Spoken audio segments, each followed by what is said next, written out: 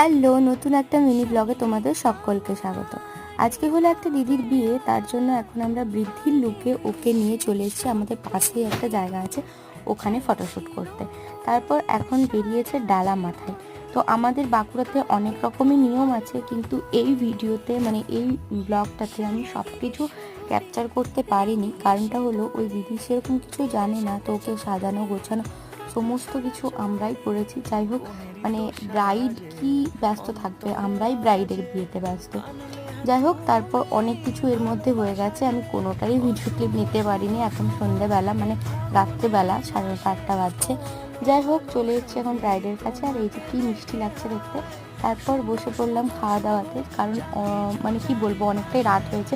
খাওয়া দাওয়া করতে করতে দেখি বরের গাড়িও চলে এসেছে, কারণ ওদের অনেকটা দেরিতে লগ্ন ছিল। যাই হোক, এরপর আর সেরকম কোনো ভিডিও নেওয়া হয়নি, ছবিগুলো অ্যাটাচ করে দিলাম। আজকের ভিডিওটা এইটুকু, বাই বাই।